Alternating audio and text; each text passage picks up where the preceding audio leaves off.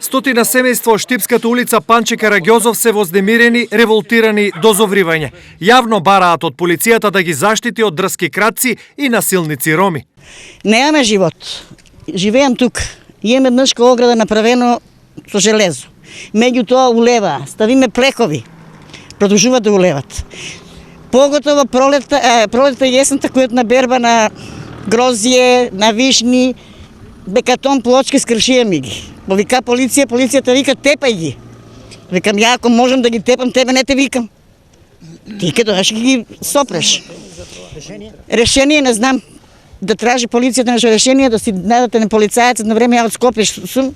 Имаше што си вртеше полицаец 24 сата. Кулминација на сите досегашни вознемирувања, кражби, насилства и други видови на криминал е последниот неуспешен обид на кражба на дрва за огрев.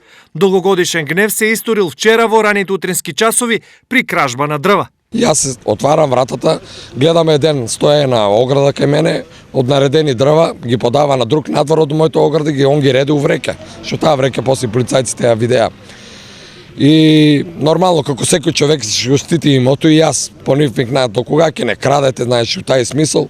И они почнаа да бегат. Избегаат, двајца беа у две насоки. Јас тргна по еден гор, тука можам да покажам на таа страна бу една насока нагоре. Едениот дојде управец тука према Елкус. Тај што тргнав ја по него, успеа да бега. Јас бос буквално и на пиджами, чисто бодали нози.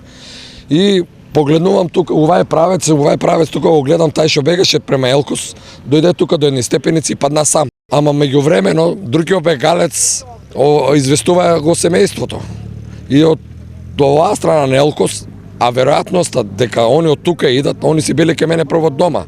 И кога се виделе дека го нема нивното дете таму, и доваѓаат тука по пато, и дојдеат тројца со сикири, улеземе у дворо и они со сикирите буквално врз нас. Едениот замана тука, ја успеа да се одбранам. У сето оваа ситуација голема среќа што жица за постилање лишта, еден заманува со сикирата втор човек у висина на главата на син ми. Значи удара со сикирата прво у жицата и после најверојатно тоа го спаси дето мое. Ублажува го ударал и го удара у главата.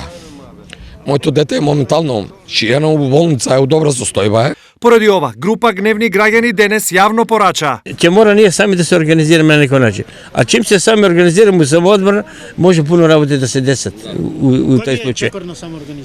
Да самоорганизирање, ние контрола, патрола да правиме бива, али петиција може да направиме тука, да се организираме, да идеме у полиција, началници вама нам што ги има таму тие, што се и таа ќе биде граѓанска иницијатива на ваа улица, тука што е Панче Караѓозов. Над 100 фамилии од 44 станови, така да сите се засегнати и сите ќе бидат вклучени во таа граѓанска иницијатива.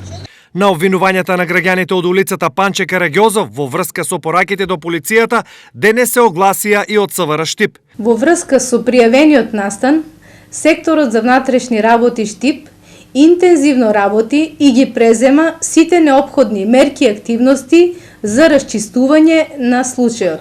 Дека на овие семејства и поединци, животот на оваа улица на вистина не им е едноставен во соседство со групата крадци, роми покажуваат и снимките. Некои буквално живеат во самоизолација, полеко оградувајќи се со високи ѕидови или правејќи кафези од своите куки.